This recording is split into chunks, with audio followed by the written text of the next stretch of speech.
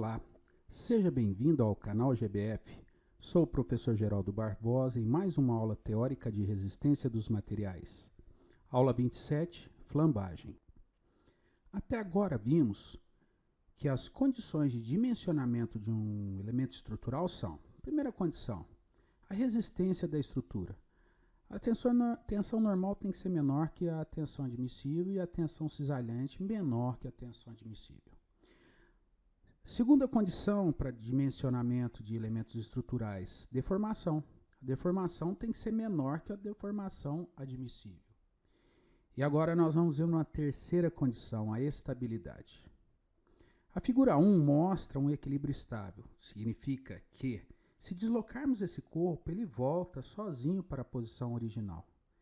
Quando isso ocorre, dizemos que o equilíbrio é estável. Nesta figura nós temos um equilíbrio instável. Se deslocarmos esse corpo, ele não volta mais sozinho para a sua posição.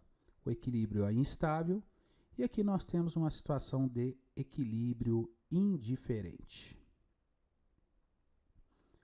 Na figura nós temos uma estrutura submetida a um esforço axial. Inicialmente esse esforço é P.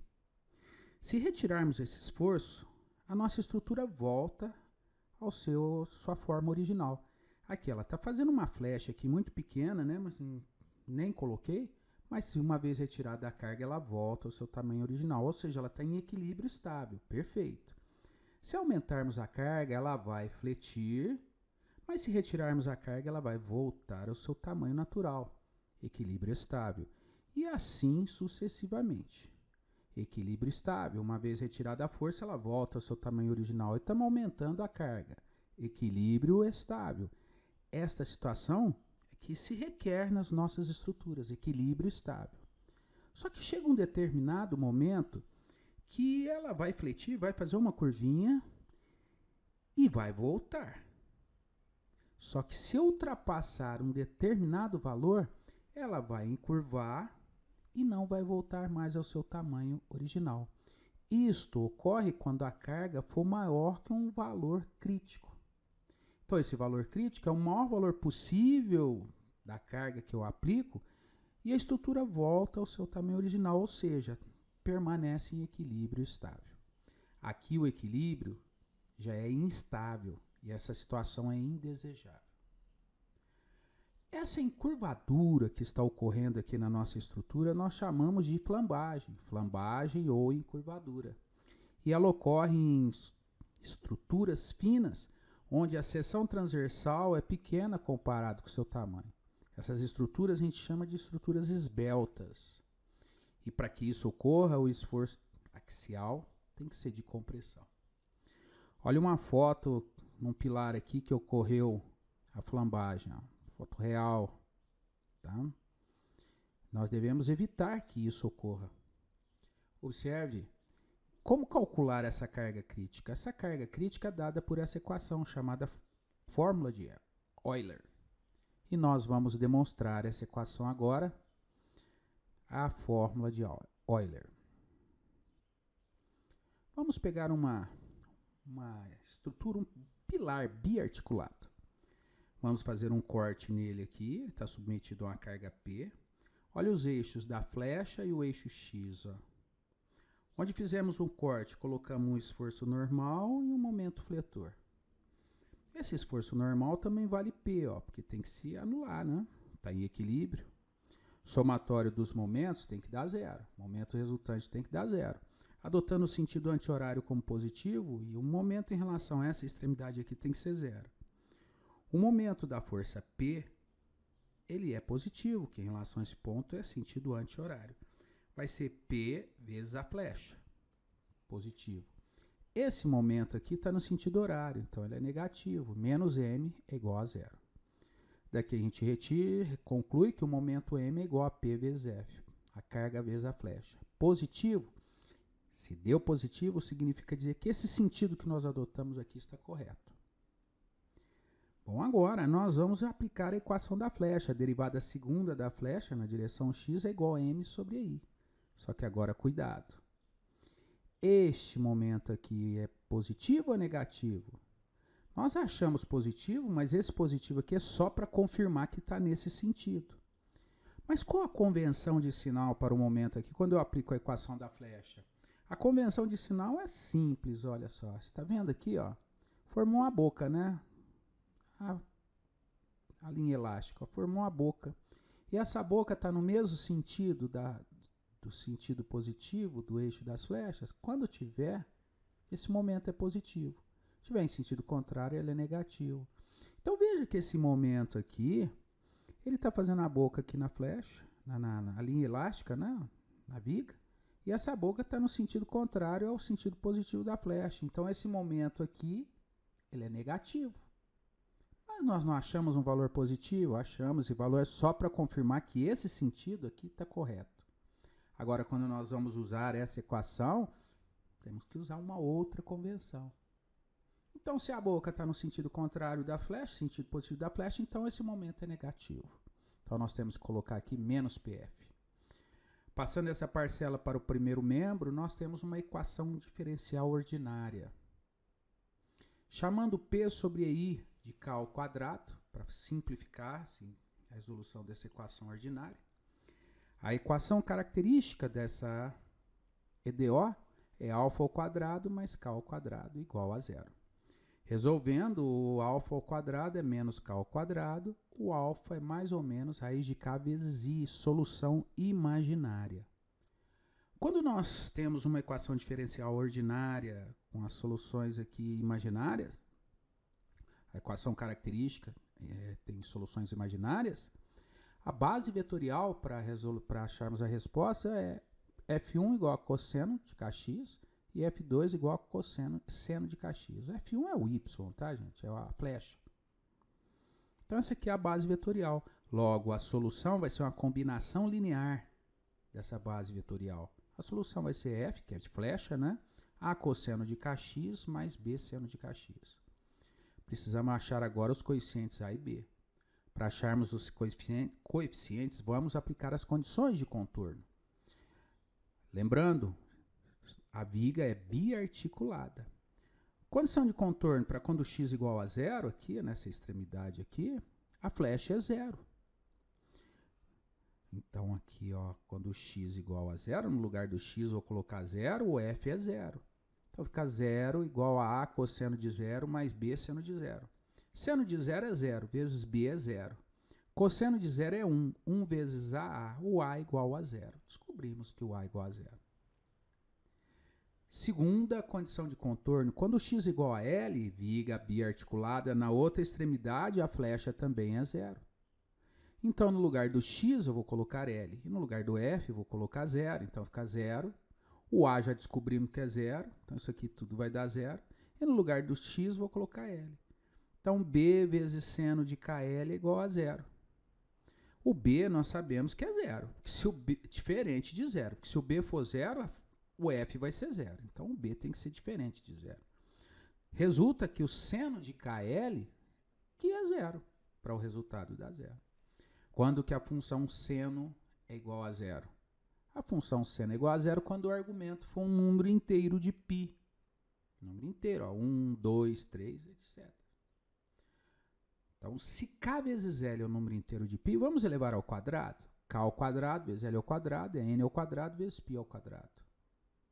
Agora, ajeitando um pouquinho, olha só, quem é K ao quadrado? K ao quadrado é P sobre I, ó. P sobre I, vezes L ao quadrado é N ao quadrado vezes π ao quadrado. Vamos isolar P, que é a carga. P igual a N ao quadrado, π ao quadrado. Multipliquei isso sobre L ao quadrado. Só que nós queremos saber a carga crítica. A carga crítica é a menor carga. E quando que o P vai ser mínimo? Quando o N for mínimo e o momento de inércia for mínimo. Então, a carga crítica, o N mínimo é 1. E o I mínimo é o menor índice, menor momento de inércia. Então, quando nós formos resolver o exercício, o momento de inércia que a gente tem que pegar é o menor deles. Esta é a equação de Euler. Só que lembrem-se, essa equação foi achada para a condição de contorno de uma viga biarticulada. Biarticulada. Então, para uma viga biarticulada, eu posso aplicar essa equação. Se resolvermos novamente agora para uma viga biengastada, o resultado é isso aqui, 0,5L ao quadrado. Se resolvermos novamente a equação diferencial para nova condição de contorno para a viga engastada e articulada, o comprimento vai ser 0,7 e para engastada e livre vai ser 2L.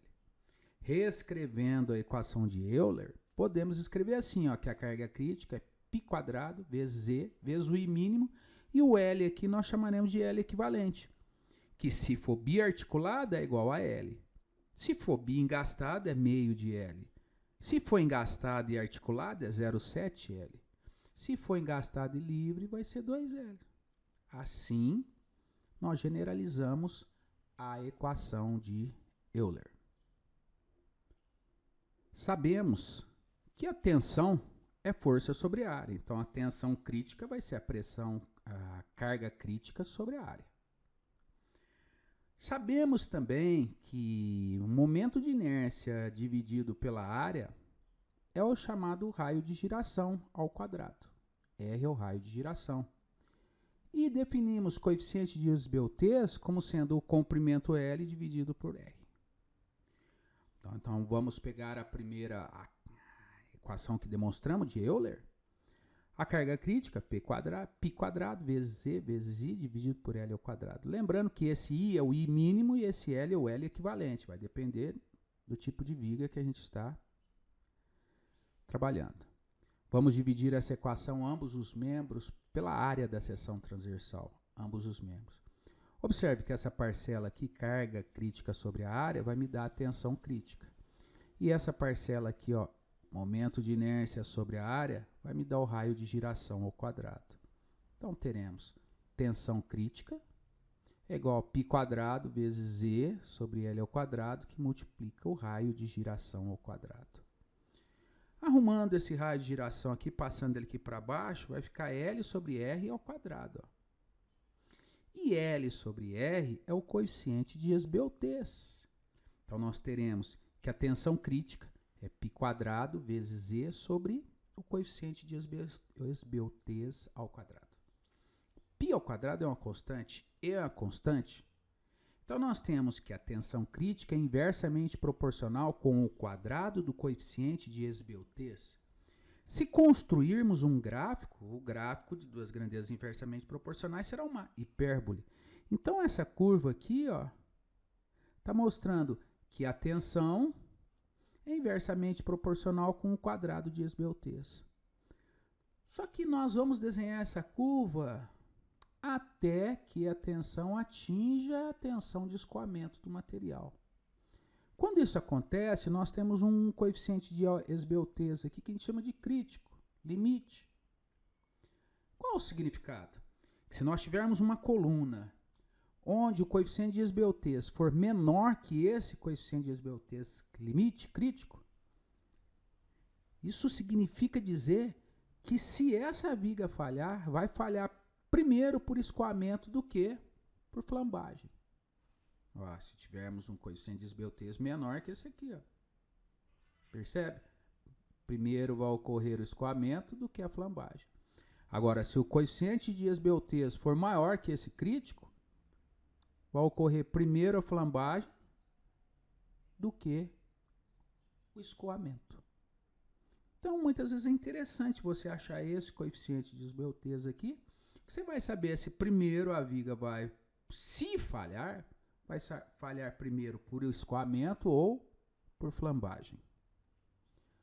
O elemento estrutural A36W246 de aço mostrado na figura deve ser usado como uma coluna acoplada por pino. Se é acoplada por pino, ela é biarticulada. Determine a maior carga axial que ele pode suportar antes de começar a sofrer flambagem ou antes que o aço escoe. Dados a área da seção transversal e 5.890 mm². Momento de inércia em torno do eixo X, 45,5 vezes 10 a sexta milímetro². Momento de inércia em torno do eixo Y, 15,3 vezes 10 a sexta milímetro². Tensão de escoamento, 250 MPa. e o módulo de Young 200 gigapascal. E veja que o perfil é um perfil em H, ou I, né, conforme queira. Aqui é o eixo Y e aqui é o eixo X. E o comprimento desta viga, dessa coluna, é de 4 metros. Então, inicialmente, nós vamos fazer o cálculo da máxima carga para que não ocorra flambagem. De acordo com a equação de Euler, a carga crítica é π² vezes Z vezes o I mínimo sobre L ao quadrado, onde esse L é o L equivalente. Π ao quadrado, que multiplica o E. O E nós temos, foi dado, módulo de Young, que vale 200 gigapascal. O momento de inércia, nós temos que pegar o menor deles. O momento de inércia em torno do eixo X é 45,5, do eixo Y 15,3, então vou pegar o menor em torno do eixo Y. 15,3 vezes 10 a sexta milímetro a quarta. O L, se a viga é biarticulada, o L é igual ao comprimento dela, que é 4 metros, passando para milímetro, 4.000 milímetros. Gigapascal, milímetro a quarta, milímetro ao quadrado, essa carga vai sair em quilonewtons. Lembrando que gigapascal é quilonewton por milímetro quadrado. Milímetro quadrado com milímetro quadrado, milímetro a quarta, corta, sobra o quilonewton. Esta é a carga crítica. Se essa carga for ultrapassada, essa viga vai, essa coluna vai flambar. Agora vamos calcular a carga máxima para que não ocorra escoamento. Para não ocorrer escoamento, a tensão de escoamento tem que ser igual à carga crítica sobre a área, né? Olha só, a tensão de escoamento, a carga crítica vai ser a tensão de escoamento vezes a área. Tensão de escoamento, 250 mega, a área 5.890. Então, daqui a carga crítica vai dar 1.473 quilonewtons. Significa dizer que se essa carga for ultrapassada, ocorrerá o escoamento. Olha, compare as duas. Se for ultrapassada, quem vai ser ultrapassada primeiro? O escoamento. Então, para que esta estrutura não escoe, não flambe, essas cargas não podem, nenhuma delas podem ser ultrapassada. Então, a carga crítica é a menor delas. A máxima carga que pode se colocar aqui é a menor das duas. Porque se não ultrapassar a menor, não ultrapassa a maior, é evidente. Então a carga máxima é de 1.473 quilonewtons. Com isso chegamos ao final de mais uma aula e ao final do nosso curso. Anotações de sala de aula do curso de resistência dos materiais. Espero que você tenha gostado. Inscreva-se no nosso canal, dê um like se você gostou, um dislike se você não gostou, mas deixe comentários dizendo que você gostou e críticas construtivas do que você não gostou. Este é um canal de educação, ajude esse canal a crescer. O nosso país está precisando muito de educação.